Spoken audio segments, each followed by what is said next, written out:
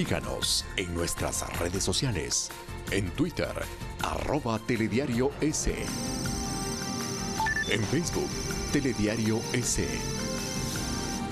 Y en la señal internacional de Ecuador TV para Estados Unidos, a través del paquete latino de DirecTV en el canal 457 y también vía streaming para el mundo por www.ecuadortv.es. ¿Qué tal, amigos? Muy buenas tardes y bienvenidos a nuestra emisión central de Telediario. Fabricio, ¿qué tal? Bien, gracias, Mariuxi. Amigos televidentes, buenas tardes, bienvenidos a esta entrega informativa. Vamos a revisar de inmediato los titulares con las noticias destacadas. El Consejo de Participación Ciudadana Transitorio inició las audiencias públicas de oposición a las impugnaciones admitidas en contra de 3 de los 14 postulantes al Consejo Nacional Electoral Definitivo. El presidente Lenín Moreno pidió a los asambleístas ser consecuentes con el sentir ciudadano en la lucha contra la corrupción y la impunidad. Demandó al Poder Legislativo el tratamiento de leyes como la anticorrupción y de comunicación. Y tras el hallazgo de restos humanos en una quebrada del norte de Quito, los familiares de Juliana Campoverde analizan solicitar el cambio de tipo penal al asesinato para que se investigue a Jonathan C. En Ecuador se produjeron 53 femicidios de enero a noviembre de 2018, según el Ministerio del Interior. En lo internacional, la cadena CNN interpuso una demanda contra el presidente de Estados Unidos, Donald Trump, y varios de sus funcionarios para exigir que se restaure de inmediato el acceso del periodista Jim Acosta a la Casa Blanca. Y en los deportes, la pesista ecuatoriana Neisy Dahomes arribó al país junto al equipo ecuatoriano que se destacó en el Campeonato Mundial de Halterofilia.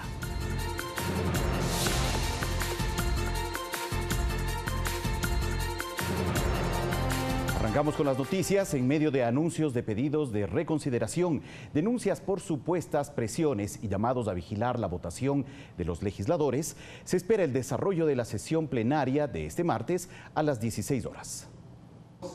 La presidenta de la Asamblea asume esta jornada como un día decisivo para el primer poder del Estado. Es necesario transparentar posiciones y saber quién con los hechos combate a la corrupción. Por eso llamó a no perder de vista lo que esta tarde a partir de las 16 horas puede ocurrir en el Pleno. Estén vigilantes de los votos, de las abstenciones y de las ausencias que los asambleístas el día de hoy y sus posturas asuman. Es que a estas alturas ni siquiera la forma de votación parece estar del todo clara. Insistimos en que la votación debe hacerse con mayoría simple. En Creo hay dos posturas, la de Fernando Flores, que se mantiene en que se necesita la mayoría calificada, es decir, 91 votos, y otra tendencia que busca reducir a 70 el número requerido para destituir a Espini Vallejo. Y vamos a hacer los intentos para que eso se revea. El oficialismo, que está respaldando a la presidenta, da muestras de una recomposición a la interna. Ha habido un llamado por parte del presidente de la República a hacer un llamado a la autodepuración. Mientras Espín denunció lo que a su criterio ocurre en la búsqueda de votos para su destitución. Hay una sensación de mucha presión sobre varias bancadas para conseguir los votos que no se pudo, que no tenían el día jueves. Al parecer esas presiones vienen de la presidenta de la Asamblea Nacional. La sesión está prevista para las 16 horas. En esta jornada también se decidirá sobre el informe que recomienda la destitución en el caso de Norma Vallejo, señalada de gestionar cargos públicos y de supuestos cobros de aportes ilegales a sus ex colaboradores. Alexis Moncayo, Telediario. Y esta mañana el presidente de la República, Lenín Moreno, vía Twitter demandó a la Asamblea un tratamiento inmediato a la propuesta de la ley anticorrupción. En su mensaje, el jefe de Estado dice textualmente: señoras y señores asambleístas, sean consecuentes con el sentir de los ecuatorianos en la lucha contra la corrupción y la impunidad. Demandamos un tratamiento inmediato a la propuesta de ley anticorrupción enviada por el Ejecutivo y a la reforma a la LOC, porque la transparencia y la libertad de expresión son las mejores armas contra la corrupción. En las decisiones que tomen hoy demostrarán si tiene o no la voluntad de combatirla. Y el asambleísta de Creo, Fabricio Villamar, calificó como inaceptable la presencia de su colega Fernando Flores en el bloque, luego de que propusiera una moción para aumentar el número de votos para la destitución de Sofía Espín y Norma Vallejo. Esta mañana estuvo aquí, en Primera Impresión. Y allá que definan si es que Flores se queda o no se queda en el movimiento, pero por lo pronto su permanencia en el bloque es inaceptable. Por lo tanto, el tratar de inventarse mediante una resolución mayorías diferentes, no solamente que evidentemente tiene que ser apreciado como un intento de salvar a dos personas que están acusadas de actos impropios en la legislatura, sino que adicionalmente es un acto inconstitucional, cometido por gente que está dentro de la Asamblea. Y las conclusiones finales y los nombres de los responsables del asesinato del general Jorge Gabela se conocerán hasta el jueves en la comisión ocasional en la Asamblea que investigó este caso. La viuda del ex general de la FAE cuestionó el documento. El informe no tiene los nombres de los autores materiales e intelectuales. El borrador se leyó en la comisión ocasional de la Asamblea que se conformó para la investigación del asesinato del general Jorge Gabela. Yo no estoy dispuesta, sí, haber perdido casi 3 meses yendo y viniendo de Guayaquil para acá, para que me entreguen un informe sin nombres. Creo que la historia se repite ya por tercera vez. En 10 conclusiones, el documento solicita a la Fiscalía la reconstrucción del tercer informe o informe final que desapareció. Pide la prueba del polígrafo para quienes conocieron el crimen en el Comité Interinstitucional. Con el fiscal que lleva el caso, el señor Ángel Cujileno, y él nos dijo que lo que se había llegado al acuerdo entre la Contraloría y el fiscal no puede ser posible, porque no se puede repetir un tercer informe que ya se hizo. No debieron haber recibido los helicópteros que vinieron con falencias. ¿Responsable de quién es? De toda esa cadena de mando, del comandante, del otro comandante, del ministro. Que se investigue el patrimonio y movimientos financieros de los funcionarios y familiares que participaron en la compra de los helicópteros TRUP y que lo haga la unidad de análisis financiero. Hablan muy superficialmente del señor Javier Ponce, cuando él fue el que firmó el contrato de los helicópteros TRUP. Que hay generales que inclusive mandaron misivas a los asambleístas, y tengo que ser muy claro, el general Espinosa fue uno de ellos. El tema es que nosotros tenemos que definir los nombres de estos personajes nefastos porque tienen que ser investigados de manera inmediata.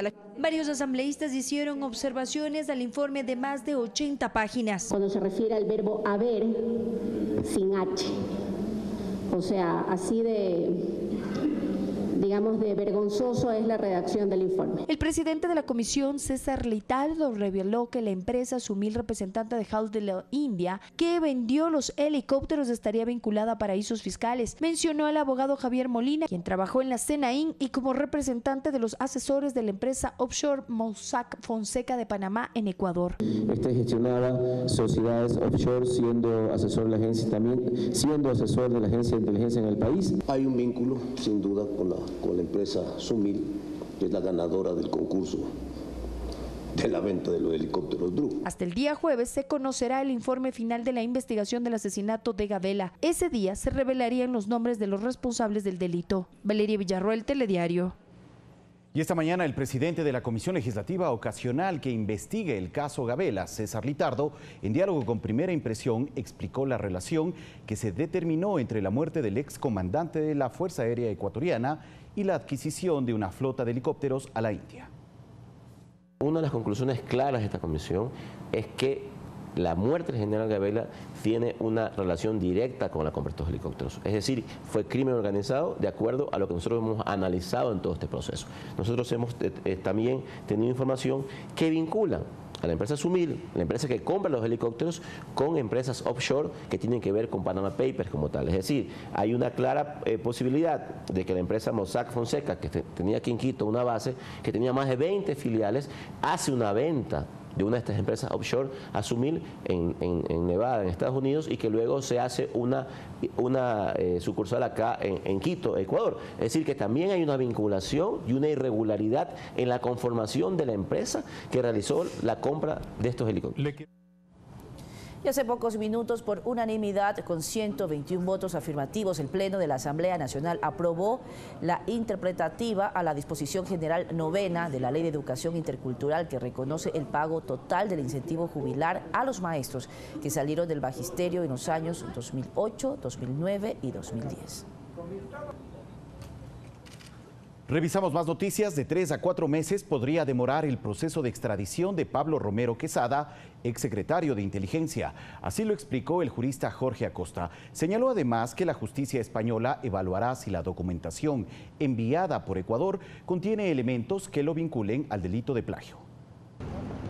La Corte Nacional de Justicia tiene más de 100 pedidos de extradición activos. Uno de ellos es Pablo Romero Quesada, exsecretario de Inteligencia, quien se encuentra en España y fue llamado a juicio por el delito de plagio, tras ser vinculado en las investigaciones del secuestro de Fernando Valda. Luego de analizar la documentación entregada por nuestro país, la Fiscalía Española envió una solicitud al juez del Juzgado Central de Instrucción número 5 en Madrid, para que se abra formalmente el juicio de extradición en su contra. El juez de la causa señale día y hora para que se lleve a efecto la audiencia de extradición.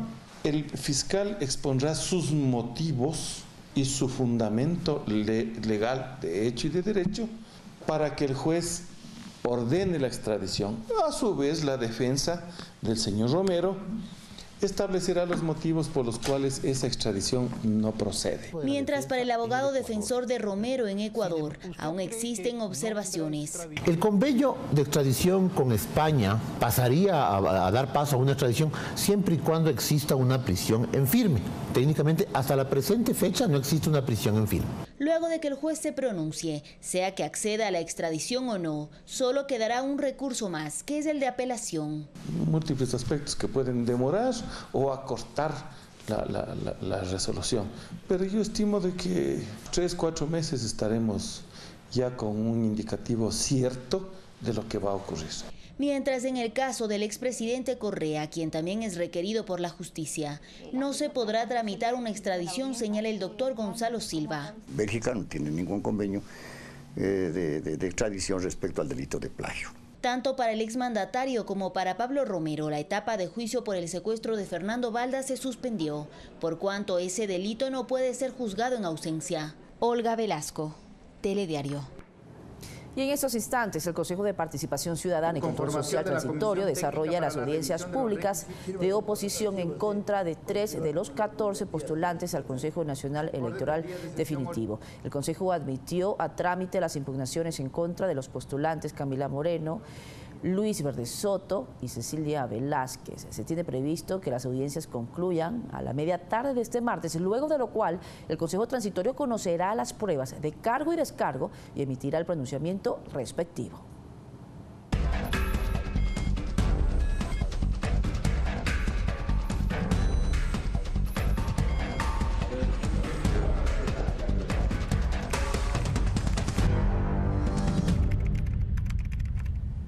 ¿Cómo evitar que los grafitis invadan los espacios públicos de la ciudad? Involucrados aseguran que la clave es la educación y propiciar espacios para este tipo de expresiones, que les ampliamos en esta segunda entrega preparada por la Unidad de Investigación de los Medios Públicos. A pesar que en mayo de 2018 se instaló a un costo de $212.800 el sistema Video Wall, que consiste en el monitoreo y control del espacio público, los grafitis en bienes patrimoniales no han disminuido.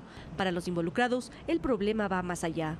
Fabián Amores, cronista de la ciudad, manifiesta que existe un desconocimiento en la gente sobre la historia del graffiti. Dice que es la forma más antigua de expresarse.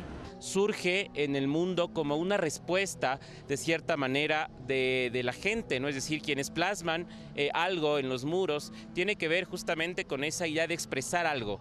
Existen 5 tipos de grafitis. Los tags son las firmas o símbolos que identifican a los grafiteros y son las que más afectan a la ciudad. Las marcas son empleadas por pandillas o delincuentes para identificar casas a perjudicar o para delimitar territorio. Lucha social, que resaltan fechas conmemorativas y contramedidas económicas. Políticos, que son dibujos o consignas a favor o en contra de algún ente seccional, nacional o de sus autoridades. Artístico, que requieren mayor elaboración y técnica. Combina colores y diseños. Estos últimos se subdividen en 3 clases. Wild Style, que se los hacen sin boceto y expresan una idea específica o figura atractiva. lettering, que son firmas de grafiteros con diseños mejor trabajados, y caracteres, los cuales con bocetos pintan paisajes, rostros o figuras de animales. Para Andrés Valencia, gestor cultural, es necesario educar a la población y abrir espacios para que los jóvenes puedan expresarse. De esta forma, los mismos artistas pueden apropiarse con permiso y pueden realizar murales donde desarrollen mucho más tiempo sus habilidades. Luis Calispa es propietario del local Black Book, especializado en la venta de spray para pintar paredes, y es de los pocos grafiteros que han hecho de la pintada de fachadas su forma de vida. Para nosotros más es como una pasión, como el fútbol, o sea, nosotros en vez de ir a la cancha, nosotros vamos a la pared. Y señala que desde principios de septiembre de este año, su situación cambió radicalmente, cuando se ofreció una recompensa para dar con los jóvenes que pintaron grafitis en uno de los vagones que serán parte del metro de Quito. De ahí nos comenzaron a cazar pues a todos los writers, entonces ya comenzamos ya a dejar de pintar porque nos estaban, cogiendo con, pues, si vestimos ancho, ya a la pared. Y por ello, ahora aspiran a formar una asociación nacional de grafiteros. Juan Rivadeneira acusa a las autoridades municipales y a la sociedad en general de haberlos estigmatizado como delincuentes, cuando lo que ellos hacen es expresarse a través de una forma de arte urbano y piden ser más incluyentes y comprensivos con los jóvenes.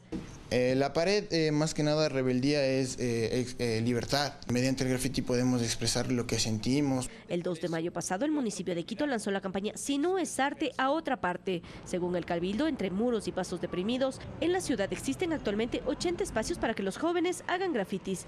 Incluso se habilitarán 9 muros más en las administraciones zonales para propuestas artísticas, no ofensivas o vandálicas. Para ello deben inscribirse en www.quitocultura.com. Ivana Paredes, Telediario. 13:16. Hacemos una pausa, regresamos en breve. Volvemos.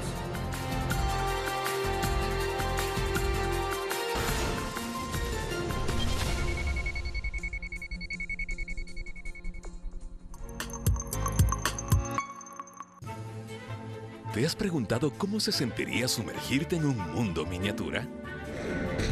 Ecuador TV trae para ti una serie documental que te llevará a explorar la realidad de los animales más pequeños del planeta. No te pierdas Reinos Ocultos. Hoy, a las 19 horas, por Ecuador TV. Qué importante es tener un seguro de salud, porque nunca sabes cuándo aparecerán las enfermedades. Un seguro de vida para saber que a tu familia nunca les faltará nada. Uno que proteja el vehículo que tanto trabajo te costó tener. Y otro que proteja tus bienes contra desastres naturales. Este no es un seguro común, porque no todas las aseguradoras tienen un seguro para nosotros los agricultores. Ellos creen que somos un negocio de riesgo, pero hay una que sí apuesta por nosotros. En Seguro Sucre tenemos el único seguro agrícola para proteger la inversión y el trabajo de nuestros agricultores. Seguro Sucre, aseguramos lo que importa de verdad. Una empresa de todos los ecuatorianos que protege lo que es nuestro. El gobierno de todos. Forma parte de nuestro club de suscriptores de Diario El Telégrafo por $13,90 mensuales. Benefíciate de descuentos especiales en establecimientos aliados a nivel nacional. Club de Suscriptores El Telégrafo, porque estar bien informado tiene más de un beneficio.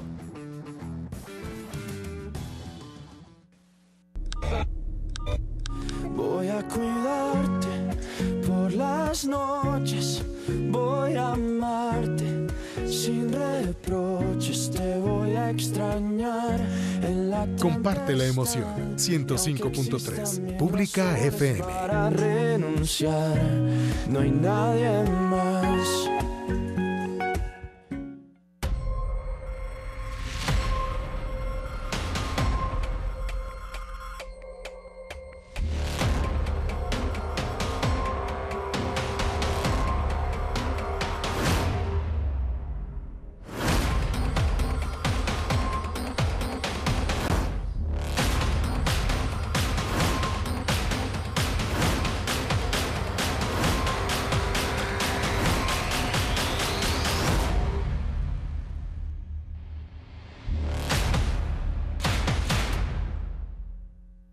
Cada noche, no solo traemos la noticia, te traemos a quienes son participantes de la misma, entrevistas de importancia sobre las coyunturas del momento investigación, frontalidad, información veraz. Imparcialidad ante los hechos. Si es noticia, está en Telediario. De lunes a viernes a las 8 de la noche, por Ecuador TV.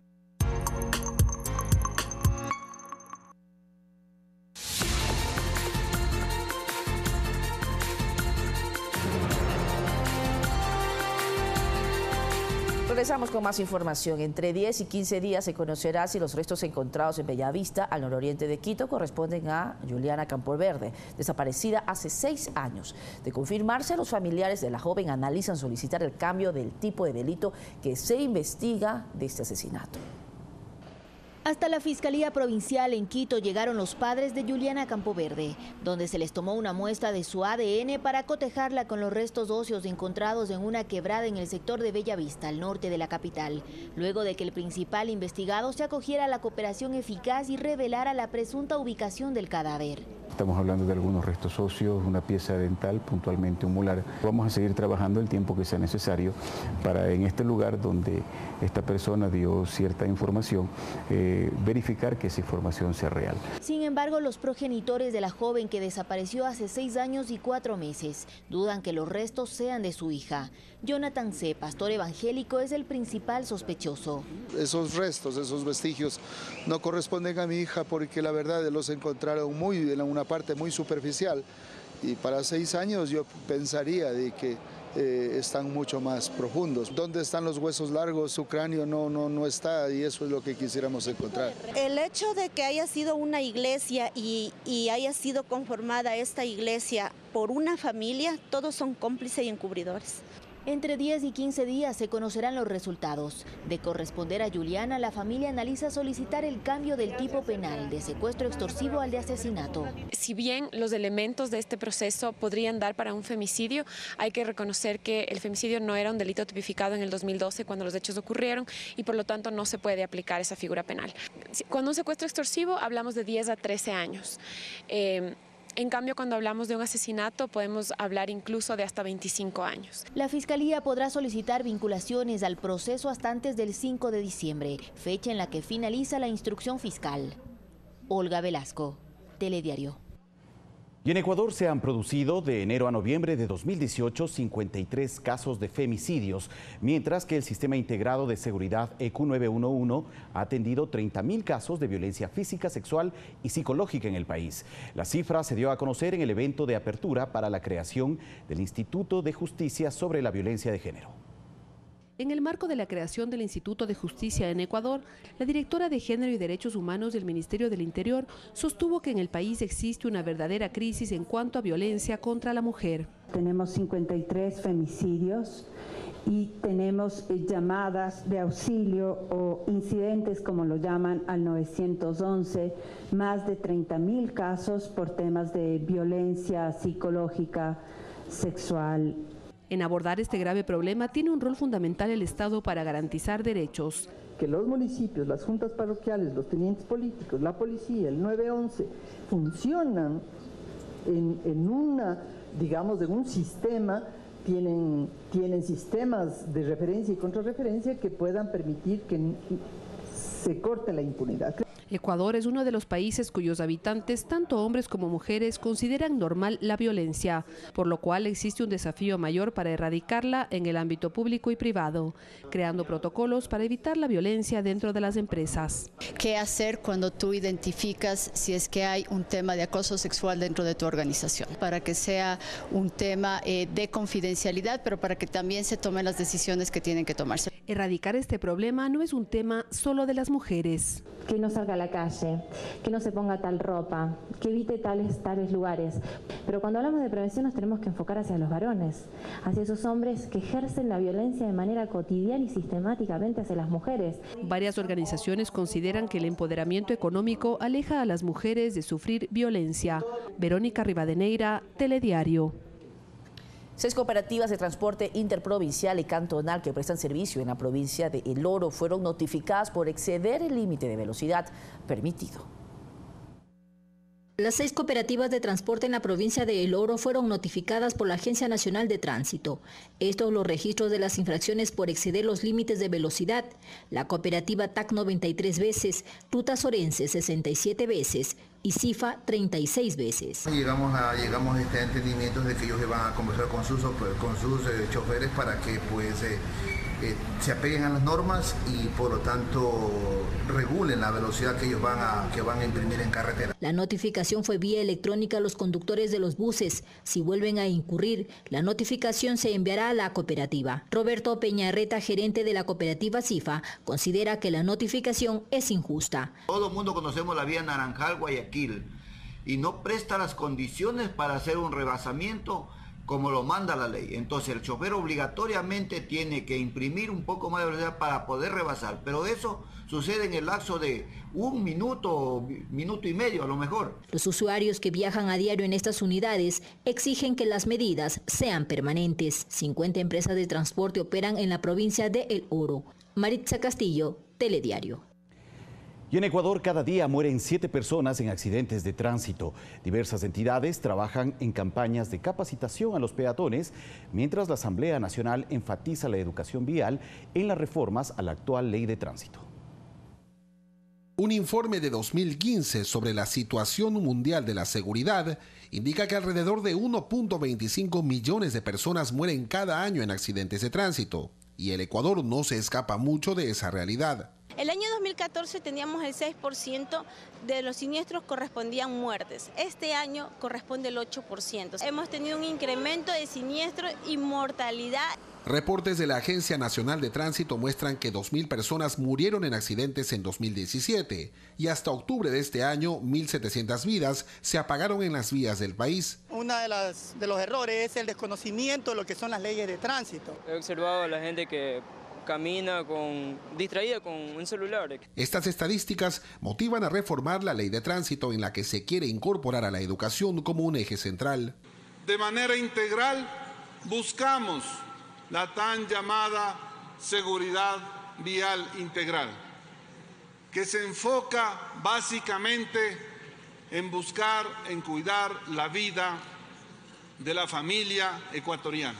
Las reformas basadas en 4 ejes, cuyo primer debate se dio el pasado 7 de noviembre, contemplan que las escuelas de conducción, institutos técnicos de educación superior, escuelas politécnicas nacionales y universidades habilitadas por la ANT capaciten y entreguen títulos habilitantes para conducir, y que estas entidades se encarguen además de los procesos de capacitación. César Eduarte, Telediario.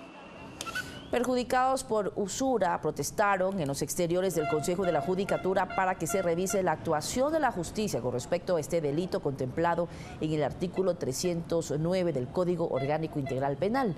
Aseguran que no solo se trata de los altos intereses interpuestos por los prestamistas, sino que luego, a vista de ciertos jueces, se falsifican documentos, se hacen avalúos incorrectos y se rematan los bienes. A nivel nacional, según la Asociación en contra de la usura y la corrupción, existen más de 3.000 perjudicados.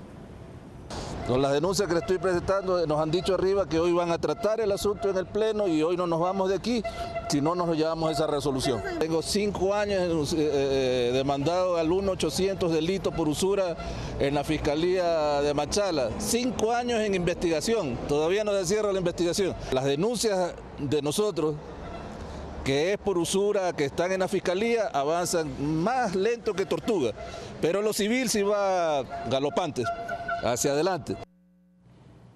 Más noticias. Extrabajadores de la empresa china Andes Petroleum exigen que se cumplan las sentencias que pesan en contra de la transnacional por el pago de utilidades. Exigen que el Ministerio de Trabajo envíe la orden de pago a la petrolera.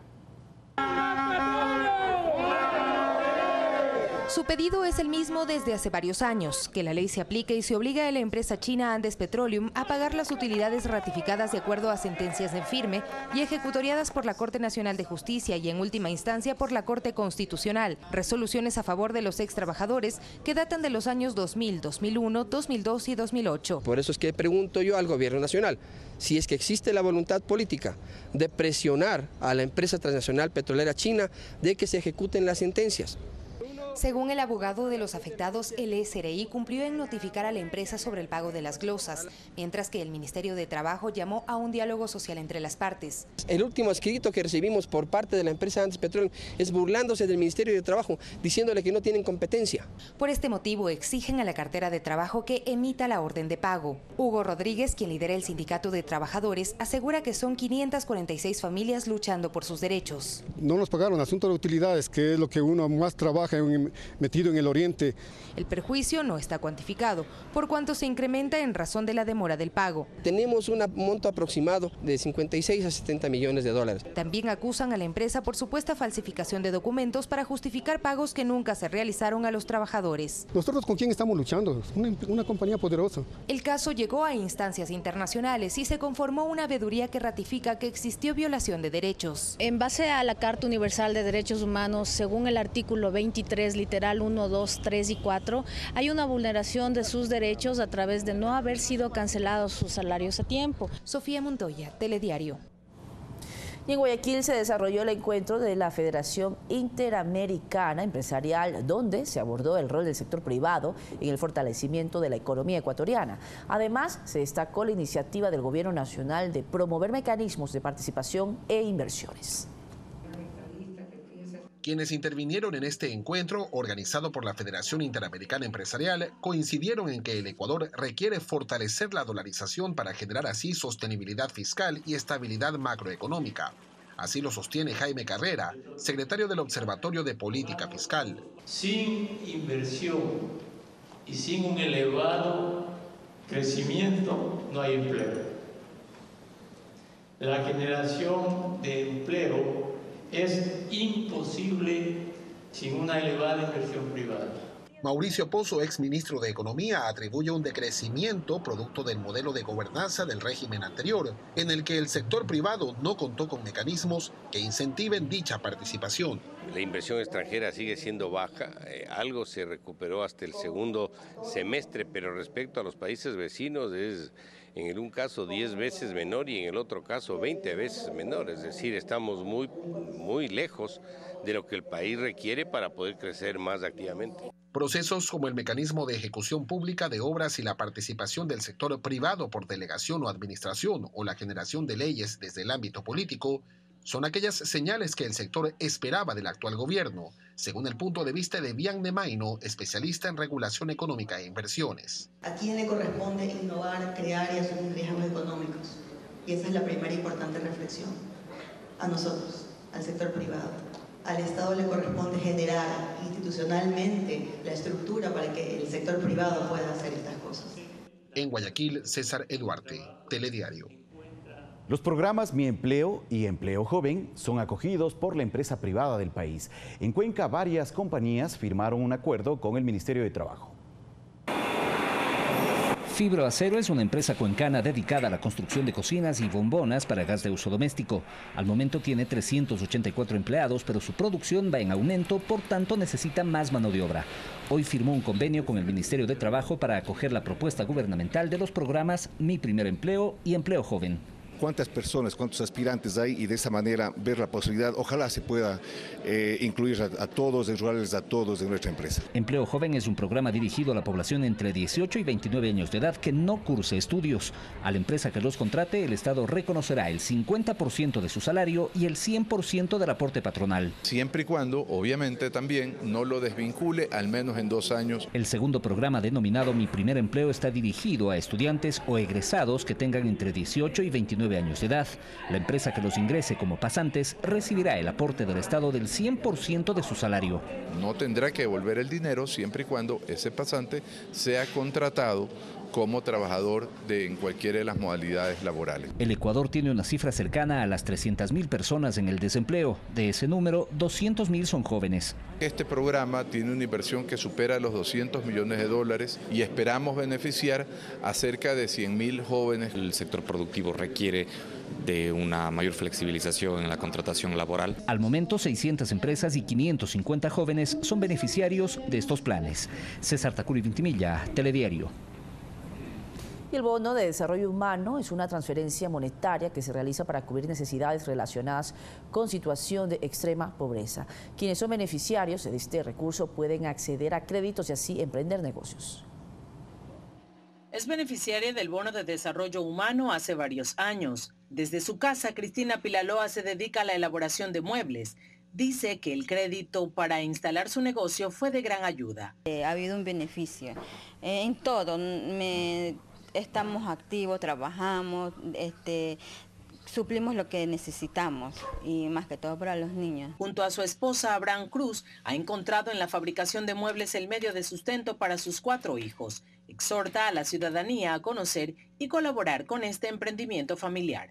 Este es un sacrificio que nosotros estamos haciendo para llevarle con buena calidad y con amor más que todo. Entonces, consuma lo que es lo de aquí, lo de Ecuador, lo nuestro. La acción del Ministerio de Inclusión Económica y Social es promover emprendimientos productivos, contribuyendo a la acción gubernamental de menos pobreza, más desarrollo del Plan Toda una Vida, con el acceso al crédito de desarrollo humano y capacitación permanente. Las capacitaciones relacionadas con la idea de negocio, con el manejo financiero de los recursos si es que logran acceder al crédito de desarrollo humano o cualquier otra línea de crédito que pueda ofrecerse, tanto banca pública como privada, son las que permiten que las familias que están participando en este momento de los procesos de crédito de desarrollo humano puedan mejorar sus capacidades. En lo que va de 2018, solo en Durán y San Borondón se registran más de 500 emprendimientos que en un 61% se han posicionado con éxito. Guadalupe Ayoví, Telediario. Ahora les informamos que 150 expositores inmobiliarios presentan en Quito sus proyectos habitacionales en la Feria de la Vivienda Mi Casa Clave. Hasta el próximo domingo, los interesados en adquirir su vivienda pueden visitar el Centro de Exposiciones Quito y comenzar a materializar su sueño de una casa propia. Es una oportunidad que no la debe dejar escapar. Si está en búsqueda de la casa o departamento de sus sueños, visite el Centro de Exposiciones Quito y recorra los 150 stands que forman parte de la Feria de la Vivienda Mi Casa Clave. Hay opciones para todos los presupuestos. Una de ellas, pagar por ejemplo $63.000 por un departamento de 70 metros cuadrados en el norte de Quito. La constructora a cargo de este proyecto propone varias opciones de financiamiento. El producto VIP es muy interesante porque con el 5% de entrada pueden adquirir su vivienda. Con esto hay que decir que una vivienda de $60.000, por ejemplo, la persona necesita $3.000 para comprar su vivienda, con una entrada de $500 y 12 cuotas de más o menos 250 en nuestro caso, hasta que le entreguemos el departamento en diciembre del próximo año.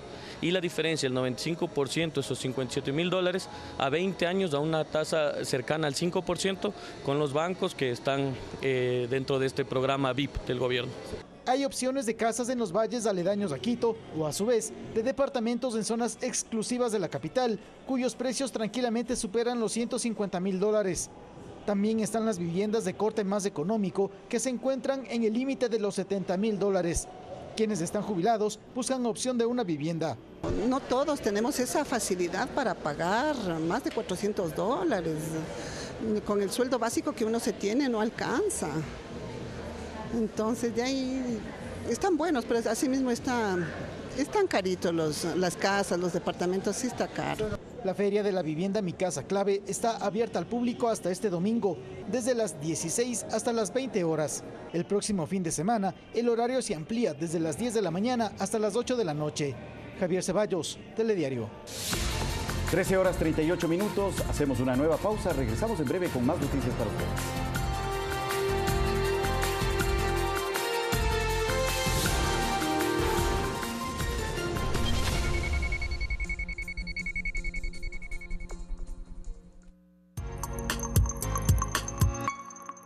Este martes en Memoria del Futuro, el desarrollo de productos innovadores que brindan calidad de vida a personas con discapacidad visual. Una plataforma web educativa de ayuda para los estudiantes en su preparación universitaria. Y una fundación para el desarrollo holístico del ser humano en armonía con la naturaleza. Las buenas ideas están en Memoria del Futuro. Este martes a las 22 horas, por Ecuador TV. Trasvase Maguazo Arao, una gran promesa se cumple. Nunca más desabastecimiento de agua potable en Riobamba. 34 kilómetros de tubería. En este lugar es donde trataremos el agua para Riobamba. 24 horas sin interrupciones. Nuestras obras son palabra cumplida. Alcaldía de Riobamba. Es el cine de todos nosotros. Una mirada para el séptimo arte ecuatoriano. Cine.es te conmueve, te hace reír, te lleva a otra realidad. Este domingo 10:30 de la noche, por Ecuador TV. Noticias, política, cultura, actualidad. Una mirada a profundidad de los acontecimientos de nuestro mundo. Enfoque Mundial. Todos los sábados a las 21 horas, por Ecuador TV. Forma parte de nuestro club de suscriptores de Diario El Telégrafo por $13,90 mensuales. Benefíciate de descuentos especiales en establecimientos aliados a nivel nacional. Club de suscriptores El Telégrafo, porque estar bien informado tiene más de un beneficio.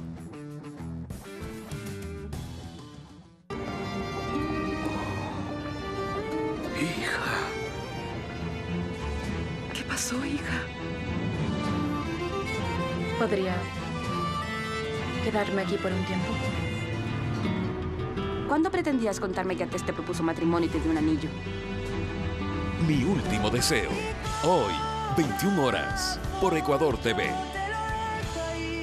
Hoy, en Sherlock. Muy difícil para ellos, pero muy fácil para mí.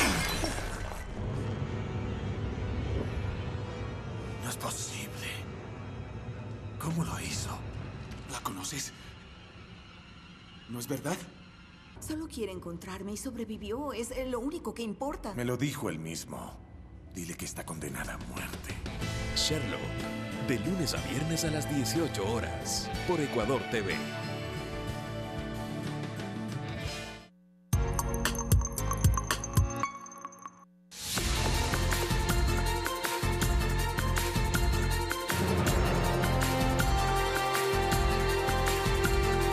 De regreso les contamos que el presidente de la República, Lenín Moreno, cumple agenda en Cayambe. Allí inauguró la unidad educativa Mitad del Mundo.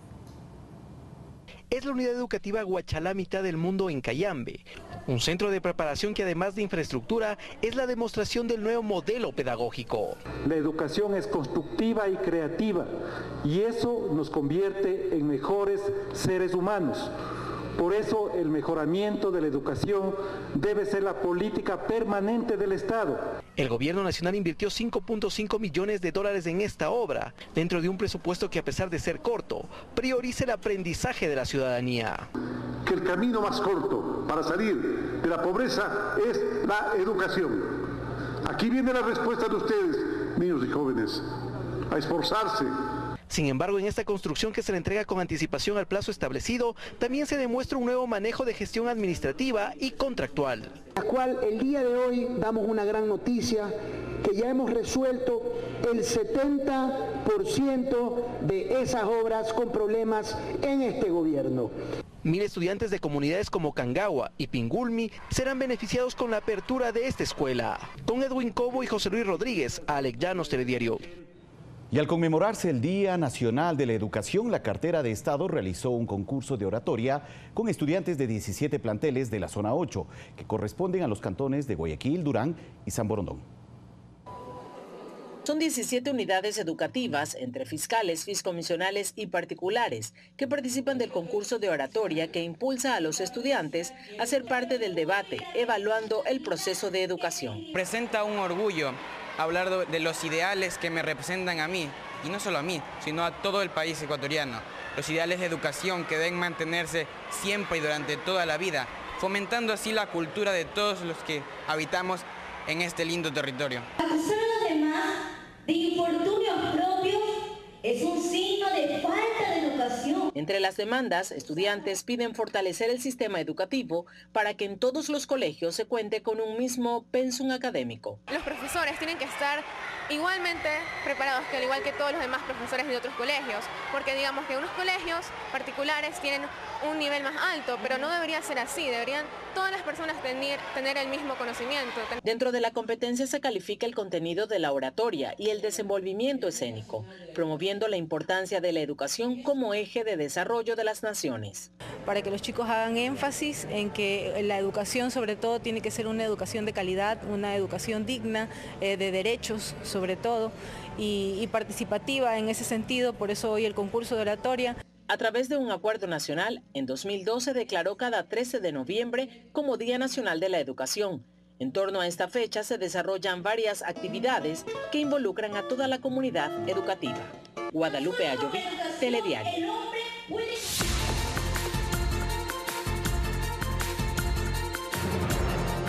La cadena de noticias CNN presentó una demanda contra el presidente de Estados Unidos, Donald Trump, luego de que la Casa Blanca retirara la credencial al periodista de esa estación televisiva, Jim Acosta, tras un tenso encuentro con el mandatario en una rueda de prensa. Run CNN, and if you did it well, your ratings would be much better. If I may ask one other question, Mr. President, if I may ask one other question, are you worried? That's enough. Tras el incidente que se produjo la semana pasada cuando Jim Acosta cuestionó al mandatario estadounidense sobre la caracterización de los migrantes de la caravana que se dirige a la frontera sur del país, la cadena de televisión CNN demandó a la Casa Blanca por rescindir las credenciales de prensa al periodista. Después de que Jim Acosta se le retirara su credencial para la Casa Blanca, ahora haremos por haber hecho preguntas, luego el servicio secreto le retiró la credencial y entonces se está demandando al Trump y a otros miembros del gobierno. La demanda fue presentada en los juzgados de la capital federal por violación de los derechos de Acosta a la libertad de expresión y a un proceso legal justo. En la demanda se cita como acusados al presidente, a su jefe de gabinete, John Kelly, a la directora de prensa, Sarah Sanders, al subdirector de prensa, Bill Shane, al director del servicio secreto, Joseph Clancy, y al agente de policía que le retiró la credencial. El argumento de CNN es muy directo. La primera enmienda se necesita para poder actuar en nombre del pueblo estadounidense y para tener información. CNN también dijo que otras organizaciones de noticias también han sido atacadas por la administración de Trump. Sit down. Go ahead. No, you don't. You haven't been called. Go back to Univision. Still, it's such a hostile media. It's so sad. President, if it's Mr. President, just wait this moment. If it's unfair to the country. Wait a minute, then the follow-up. You heard my answer. Go ahead. Mientras que Trump se ha justificado declarando que la mala relación que tiene con los medios de comunicación es culpa de los periodistas, que no han mostrado una deferencia suficiente. Fernanda de la Bastida, Telediario. Y en Perú, un fiscal acusó al expresidente Alberto Fujimori y 3 exministros de esterilizaciones forzadas cometidas durante su gestión. De 1996 a 2001 se realizaron 272.028 operaciones de ligadura de trompas y 22.004 vasectomías sin consentimiento. Activistas afirman que, además de ser forzadas, las esterilizaciones se realizaron en condiciones insalubres, con seguimiento escaso o nulo, y tienen documentados casos de mujeres que fallecieron por infecciones poco después de ser operadas. Bajo fuertes medidas de seguridad y casi 2 años después de ser extraditado desde México, Joaquín El Chapo Guzmán se enfrenta este martes a las leyes estadounidenses en el juicio criminal más importante de las últimas décadas. El proceso se inicia con las declaraciones de apertura y podría durar hasta 4 meses. Guzmán se sienta en el banquillo de los acusados, en donde tendrá que responder por más de 11 delitos, todos vinculados al narcotráfico. El capo se enfrenta a una condena de por vida tras las rejas. El ejército israelí bombardeó en Gaza el edificio del canal de televisión Al-Aqsa del movimiento islamista Hamas, que controla la franja. Esto como parte de la represalia al lanzamiento de más de 200 proyectiles desde el enclave contra Israel. El edificio en el noroeste de la ciudad recibió el impacto de hasta 8 misiles después de que Hamas lo evacuara tras recibir una llamada anónima anunciando el ataque. Según fuentes de seguridad palestinas, los aviones de guerra israelíes también atacaron 3 casas de milicianos palestinos después de pedir su evacuación sin causar heridos. Es momento ya de revisar información deportiva. Edu Andino se encuentra ya con nosotros, Mariuxi. Así es, vamos a saludar a nuestro compañero. Felicidades por ese triunfo del fin de semana. Lamentablemente para la Capira no fue el día de suerte que esperábamos, pero para felicidades. El Deportivo Quito. Sí, yo creo que algunos no tuvimos un muy buen fin de semana porque nuestros equipos no ganaron, pero felicidades, seguramente fue una fiesta. Por todo lo que se vive en ese momento. Por supuesto. Muchas gracias, mi querida Mariuxi Fabri. Así fue una fiesta, ganamos 2-1, estamos cerca del ascenso, pero está complicado. La verdad, quisiera que ascienda tanto el Olmedo de Riobamba como la Liga de Puerto Viejo. La Liga de Puerto Viejo tiene una hinchada extraordinaria. Pero bueno, veremos qué es lo que sucede justamente en las próximas jornadas de la Serie B. Lo cierto es que nosotros arrancamos nuestro segmento deportivo fanático contándoles que Neisy Dahomes, la pesista ecuatoriana que logró medallas en el Mundial de halterofilia la semana pasada y que por supuesto batió varios récords mundiales, arribó a nuestro país y su llegada estuvo, por supuesto, acompañada también de Tamara Salazar, quien logró la medalla de plata y el bronce también en el Mundial de Pesas. Llegaron ya a nuestro país, acompañados también de los deportistas de la disciplina del tiro, luego de participar en los campeonatos de Ashgabat. A continuación escuchamos justamente la palabra de las y los protagonistas. Acabamos de llegar del Campeonato Mundial de Adultos que fue en Turkmenistán, en Ashgabat. Quedé de tercer lugar, 2 medallas de bronce, obteniendo 5 récords juvenil. Entonces fue muy buena competencia. Vengo del Campeonato Mundial de Levantamiento de Pesas de Turkmenistán, Ashgabat.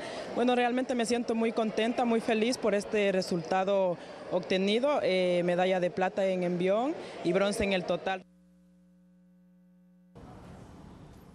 Y la selección ecuatoriana de fútbol sigue con sus entrenamientos de cara a lo que será el partido amistoso, el primero de los 2 que tendrá en este mes de noviembre ante Perú y después ante Panamá. Ayer entrenaron en el complejo del Sporting Cristal y hoy ya empezaron a unirse los jugadores que faltaban, entre ellos Alexander Domínguez. Pero antes de meternos en lo que tiene que ver a la selección ecuatoriana de fútbol, nosotros les contamos más detalles de lo que está sucediendo en los más de 1.500 kilómetros que están recorriendo 67 pilotos ecuatorianos en la Vuelta a la República, la Vuelta al Ecuador, que a continuación les contamos los detalles y quién está liderando la misma.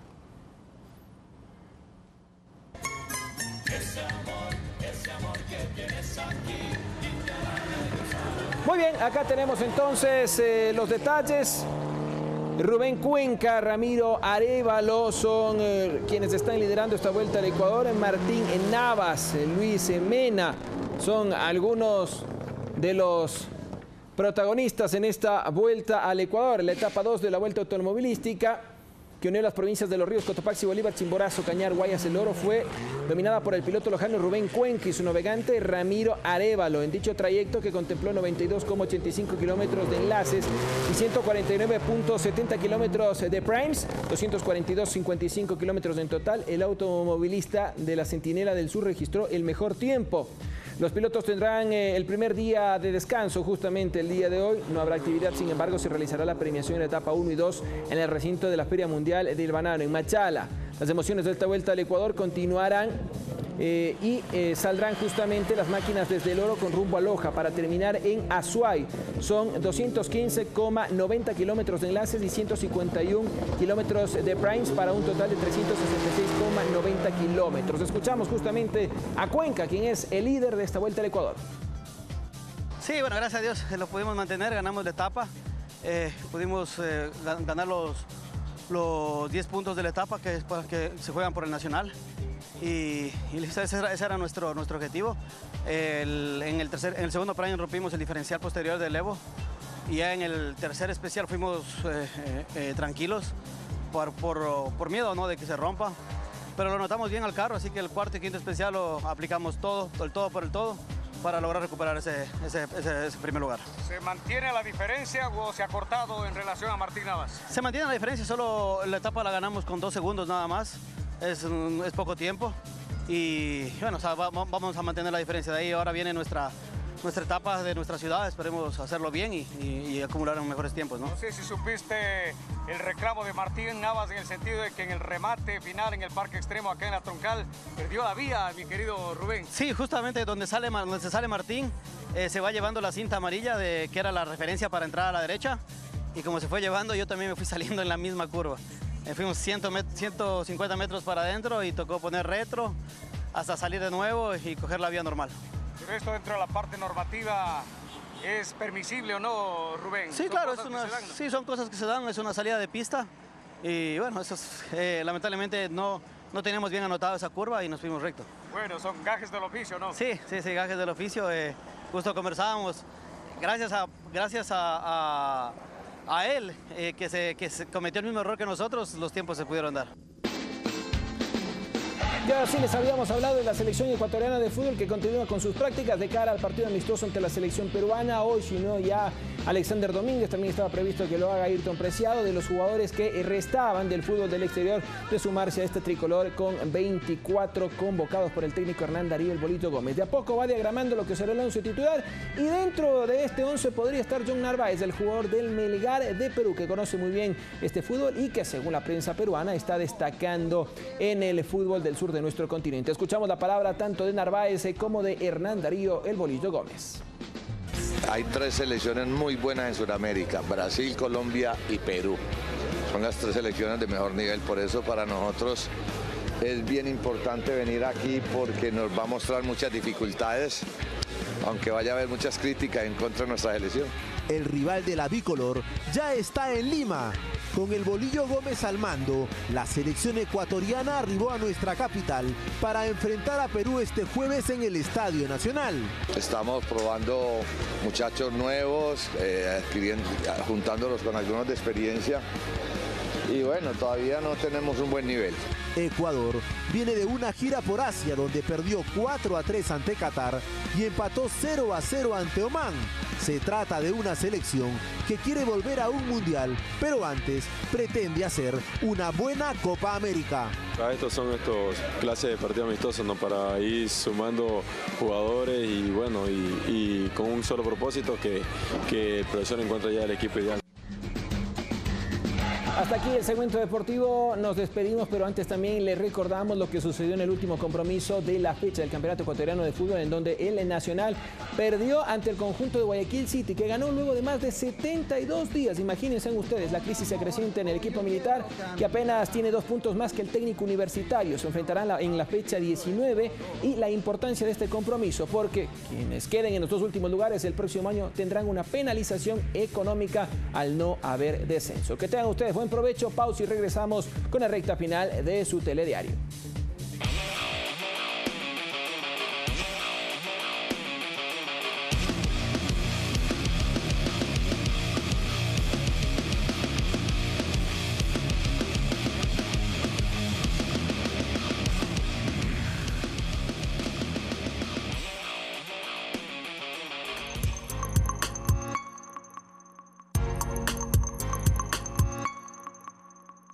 Este sábado, en Quito 4012, en la iglesia de San Diego, sorprendí al famoso Padre Almeida y estuve cara a cara con él antes de sus andanzas. Además, un deporte centenario que lucha contra el olvido, la pelota nacional y sus protagonistas a pura chaza. Y el historiador y profesor Carlos Freile pone el punto de orden en varios temas sobre el patrimonio y sus distintas expresiones. Todo esto y más aquí en Quito 4012, este sábado a las 20:30 en Ecuador TV.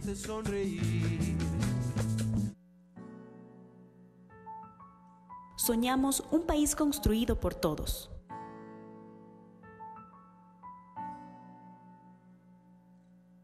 Quisieron arrebatar nuestro sueño.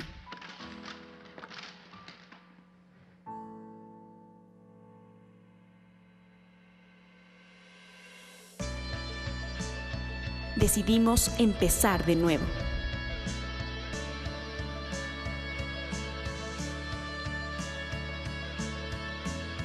Estamos aquí por ti. Consejo de Participación Ciudadana y Control Social. Las historias continúan. Y Christian Johnson te invita a conocer cómo se ganan la vida los ecuatorianos en Estados Unidos. Algunos lo hacen conduciendo. Todo el mundo me conoce como Paquita la del... Otros vendiendo el sabor de nuestra tierra. ¿Cuál es el secreto de Espumilla ahora? Oh, el secreto, la guayaba. Entérate qué labores hacen los ecuatorianos en el extranjero. ¿Por qué te gusta hacer esto? Porque así me gano la vida. 593 Ecuador, todos los sábados a las 19 horas, por Ecuador TV. ¡Qué hambre! Un pancito. Un pancito de dulce. No, mejor un pancito de agua. O una guagua de pan. ¡Un cachito!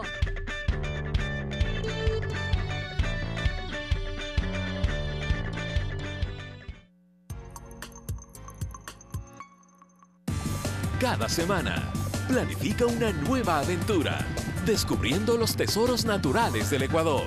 Descubre playas, volcanes, bosques y mucho más. En el viaje de la semana, todos los sábados a las 7:30 y 14 horas, por Ecuador TV. Una ciudad que se eleva.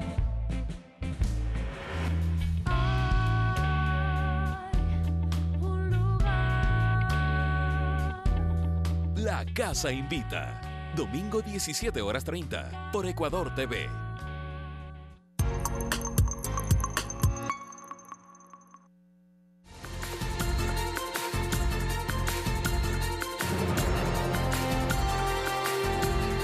Muchas gracias a todos por acompañarnos en el informativo. Finalizamos recordando que más adelante a las 19 horas tendremos el microinformativo y a las 20 horas Telediario Estelar.